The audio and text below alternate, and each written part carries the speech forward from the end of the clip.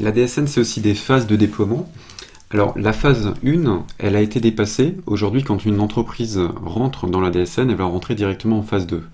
La phase 1, elle permettait de supprimer les déclarations au Pôle emploi, les attestations employeurs, les déclarations DMMO, EMMO pour les mouvements de personnel, les attestations de salaire pour les caisses d'assurance maladie, les formulaires de radiation de contrats complémentaires pour les prévoyances et les retraites supplémentaires.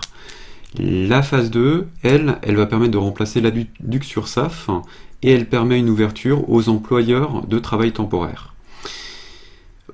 Une information sur la phase 2 et puis sur les phases de déploiement que j'ai depuis quelques jours, il faut savoir que les entreprises qui avaient déclaré plus de 2 millions de cotisations URSSAF en 2014 devaient passer en avril 2015 en DSN, phase 1 ou phase 2. Aujourd'hui, il y a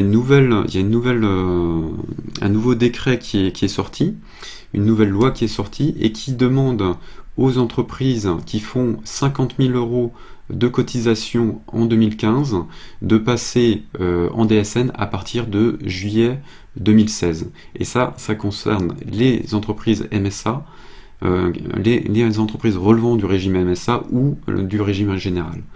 Donc ça, c'est une nouvelle information. Concernant le reste du déploiement, on va avoir une phase d'ouverture de la phase 3 en septembre 2016 et on aura 4 mois pour généraliser la phase 3 sur l'ensemble des entreprises.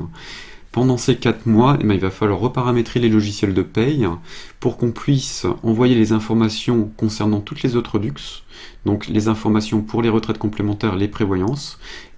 Au niveau du régime MSA, il faudra que les cotisations MSA soient déclarées également. Alors il y aura un petit peu plus de temps au niveau de la MSA, je ne rentre pas dans le détail, mais bon, disons que la phase de généralisation, c'est à peu près la même pour tout le monde quand même sur ces points-là. Et toutes les informations concernant la DASU, et aussi les informations liées à des régimes un peu spéciaux comme la SNCF par exemple.